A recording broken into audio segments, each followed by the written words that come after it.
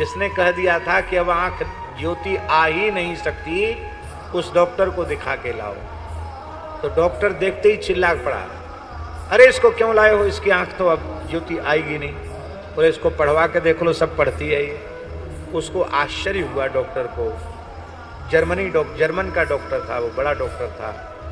उस डॉक्टर ने कहा कि ये कैसे हो गया, आश्चर्य है, क्या खिलाया, कौन सी दवाई दिया। बोले कोई दवाई नहीं दिया, हमारे गुरुजी ने अनुष्ठान बताया, उसके प्रभाव से ये हुआ। ने जूते उतार दिए उस डॉक्टर ने, और दूर से धरती पर लौट कर साष्टांग प्रणाम किया। कोई भी स्तोत्र, कोई भी जप, कोई भी अनुष्ठान पूर्ण फलदायी है। यदि उसको उसकी मर्यादा में किया जाए तो पूर्ण फलदायी। एक क्षत्रिय परिवार के सज्जन, उन पर कोई पता नहीं कौन सा प्रकोप हुआ, दैवी प्रकोप या कोई भौतिक संकट आया उनके ऊपर, कि उनकी नेत्र ज्योति जाने लगी। एक आंख पहले बिल्कुल उसकी ज्योति चली गई, दूसरी भी बिल्कुल जाने के कगार पर थी। दक्षिण में शंकर नेत्रालय है, चेन्नई में है, आंख का बहुत बड़ा हॉस्पिटल है। वहां भी गए, लेकिन उन्होंने कहा कि हम बचा नहीं सकते। उनके लोग आए, परिवार के लोग, पूज्य गुरुदेव भक्तमाली जी के पास। बोले महाराज ये नौकरी करते हैं, नौकरी छूट जाएगी, और छोटे छोटे बच्चे हैं और कोई साधन नहीं है, ये नेत्रहीन हो जाएंगे तो बच्चों का क्या होगा।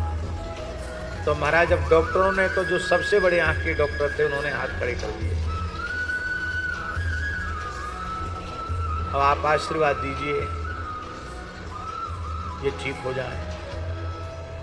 तो हमारे महाराज जी ने कहा कि पंडित जी आप धर्मसंघ वाले गुरु जी के यहाँ पढ़ने जाते हैं, गुरु जी को बता देना, उनसे कोई अनुष्ठान पूछ लेना। ठीक है। हम गुरु जी के यहाँ पढ़ने जाते थे, तो हमने पूज्य धर्मसंघ वाले गुरु जी से पूछा। नाम आप सब उनका जानते होंगे, नहीं जानते? वृंदावन में ऐसे अद्भुत महापुरुष थे जो कम से कम 12-13 घंटे रोज पढ़ाते थे। और धर्म सम्राट पूज्यपाद स्वामी श्री करपात्री जी महाराज कहते थे, कलिकाल में विशुद्ध ब्राह्मण का दर्शन करना हो तो पंडित श्री राजवंशी द्विवेदी जी का दर्शन करना चाहिए। हमको 12-13 वर्ष तक उनके चरणों में बैठकर पढ़ने का अवसर मिला। सनातन धर्म का कोई ऐसा ग्रंथ नहीं था, न्याय व्याकरण वेदांत पूर्व मीमांसा उत्तर मीमांसा, जिस ग्रंथ को वो बिना देखे न पढ़ा सके। रात्रि को 2 बजे गुरुजी जग जाते थे, 24 घंटे में एक समय आहार लेते थे, रात्रि को केवल दुग्ध लेते थे। पूरे जीवन 1100 गायत्री का जप किया उन्होंने। त्रिकाल संध्या बहुत पवित्र आत्मा। तो हम गुरुजी के पास गए, उनके गुरुजी ऐसी ऐसी समस्या है। गुरुजी बोले उपाय तो है, लेकिन वह तब होगा जब आप करोगे, क्योंकि तुम्हारे ऊपर हमें विश्वास है, तुम करोगे तो हो जाएगा। ठीक है गुरुजी, वैसे तो कोई सकाम अनुष्ठान हम करते नहीं, आपकी आज्ञा कर देंगे। तो गुरुजी ने विधि बताई, 41 दिन का अनुष्ठान करना। पंचांग देख करके मुहूर्त बता दिया, और गाय के गोबर से थोड़ा स्थल लीप करके, उसमें ताम्रपात्र रख करके, षटकोण लग करके, उसमें प्रणव या ह्रीं जो सूर्य का बीज है वो अंकित करके, फिर उनका सूर्य भगवान का उसी में पूजन करना, और खड़े होकर 12 पाठ आदित्य हृदय स्तोत्र के करना। प्रातः 12 मध्याह्न 12 सायं, और उतने ही संख्या में चाक्षुषी विद्या के पाठ करना। यही अनुष्ठान।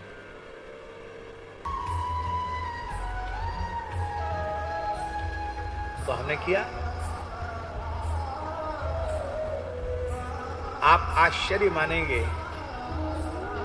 कि जिस आंख में बिल्कुल ज्योति चली गई थी उस आंख में भी नेत्र ज्योति आ गई, जिसको डॉक्टर कहते थे भाग नहीं सकती है। और जो बिल्कुल नष्ट होने के कगार पर थी, फुली आ गई थी, वो अपने आप धीरे धीरे ठीक हो गई। अभी भी वह व्यक्ति स्वस्थ और प्रसन्न चित्त विराजमान है अपने परिवार में। अब तो रिटायर्ड हो गए हैं लेकिन अभी हैं।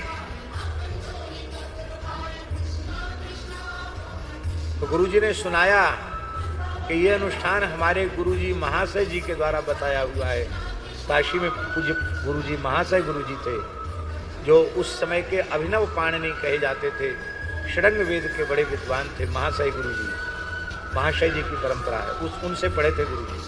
बोले उनकी एक छोटी बिटिया थी, उसकी आंख की ज्योति चली गई, दोनों ज्योति, आंख बिल्कुल अंधी हो गई। इतनी अंधी हो गई कि उसको लाइट जले तो भी पता न चले, सूर्योदय हो तो भी पता न चले। अंग्रेजी जमाना था तो अंग्रेज डॉक्टर के पास ले जाना पड़ा उसको। यद्यपि महाशय जी बहुत सोचाचार वाले थे, मलेच्छ की छाया न पड़े, इस प्रकार के थे लोग, लेकिन बिटिया थी, उसको ले जाना पड़ा। अंग्रेज डॉक्टर था, उसने चेकअप किया और उसने कहा इसकी आंख समाप्त हो गई, अब इसको लाना बेकार है। हाँ, इसकी पीड़ा कम हो जाए इसके लिए दवाई दी जा सकती है, बाकी अब आंख की ज्योति फिर से आने वाली नहीं, ये खत्म हुई इसकी। तो वहां से लौट के आए तो सब लोग घर में रो रहे थे। तो महाशय गुरुजी ने कहा क्यों रो रहे हो? बोले डॉक्टर ने कह दिया बंदी हो गई, अब इसकी आंख नहीं आएगी। तो महाशय जी बोले डॉक्टरों पर विश्वास है, दवाओं पर विश्वास है, धर्मशास्त्र पर विश्वास नहीं हो तो क्या होगा? नेत्र के अधिष्ठात्र देवता भगवान सूर्य हैं, यदि सूर्योपासना ठीक से की जाए तो इसकी नेत्र ज्योति आ जाएगी, पर कोई करे बहुत निष्ठापूर्वक तो आ जाएगी। तो गुरुजी कहते थे, हम विद्यार्थी थे गुरुजी के, हमने कहा गुरुजी हमारी बहन है, आपकी पुत्री है, मेरी बहन है, हम करेंगे अपनी बहन के लिए, आप जैसे कहोगे कठोर से कठोर अनुष्ठान हम करेंगे। तो यही अनुष्ठान महाशय जी ने 41 दिन का बताया और बोले हम 22वां दिन चल रहा था कि वो बहन जो गुरुजी की बिटिया थी उसको प्यार में बिन्नी कहते थे, बिन्नी। तो बिन्नी खटिया पर बैठी थी तो उसने कहा गुरुजी से, धर्म सिंह वाले गुरुजी से, भैया क्या सूर्योदय हो गया है? तो उनको लगा कि इसको तो पता ही नहीं चलता था कि सूर्योदय हुआ कि सूर्यास्त, इसको कैसे पता चला? तुमको दिख रहा है? बोले हाँ सूर्योदय हो गया, दिख रहा है। तो बोले ये क्या है? तो कहा आपका दाहिने हाथ का पंजा है। अच्छा ये क्या है? बोले अंगुष्ठ है। ये क्या है? बोले ये तर्जनी है। ये क्या? बोले मध्यमा है। ये क्या है? बोले अनामिका है। ये क्या है? कनिष्ठिका है। बढ़िया दिख रहा है इसको। तो गुरुजी से कहा, महाशय गुरुजी से, कि बिन्नी को तो दिखने लग गया। बोले किसी के सामने इसका प्रकाश मत करना, 41 दिन पूर्ण होने दो। और 41 दिन जब अनुष्ठान पूरा हुआ, बोले अब उस डॉक्टर को दिखा के लाओ जिसने कह दिया था कि अब आंख ज्योति आ ही नहीं सकती, उस डॉक्टर को दिखा के लाओ।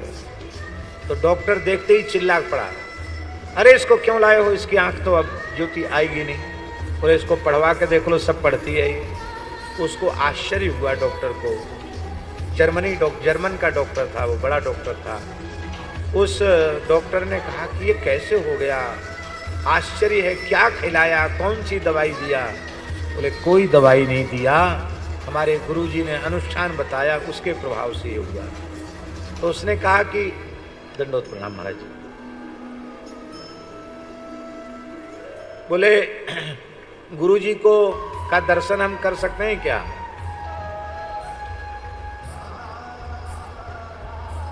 तो बोले गुरुजी से पूछना पड़ेगा, गुरुजी से पूछना पड़ेगा दर्शन कर सकते हैं कि नहीं। गुरुजी से पूछा, बोले संभव नहीं, क्योंकि मृग से संभाषण नहीं करते थे। बोले हम दशाश्वमेध पर स्नान करके सवेरे आते हों, संध्योपासन करके, तो उस डॉक्टर को बोल देना दूर से दर्शन कर सकता है, हम उसकी तरफ देखेंगे नहीं, उससे बातचीत नहीं करेंगे।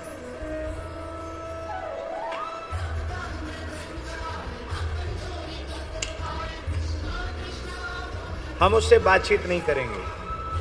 तो गुरुजी कहते थे, धर्म संघ वाले गुरुजी, की ठंडियों का समय था और वो जर्मनी डॉक्टर गुरुजी स्नान संध्योपासन करके आए, भोर में कोहरा पड़ रहा था और वो आया, उसने जैसे ही महाशय जी को आते हुए देखा तो अपना हेड उतार दिया, अपने जूते उतार दिए उस डॉक्टर ने, और दूर से धरती पर लौट कर साष्टांग प्रणाम किया और गुरुजी उसकी तरफ बिना देखे आगे बढ़ गए। कहते ये दृश्य हमने अपनी आंखों से देखा।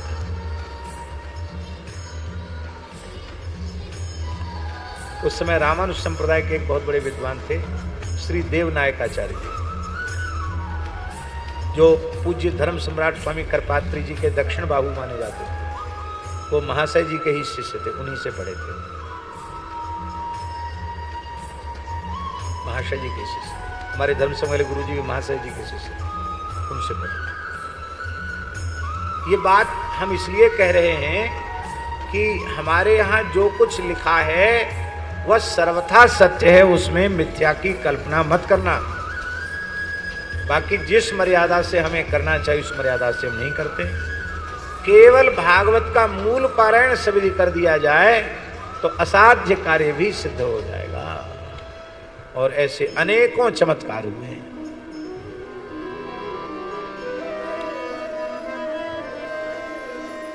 तो आहार शुद्धि में सबसे पवित्र आहार यदि कोई देने वाला प्राणी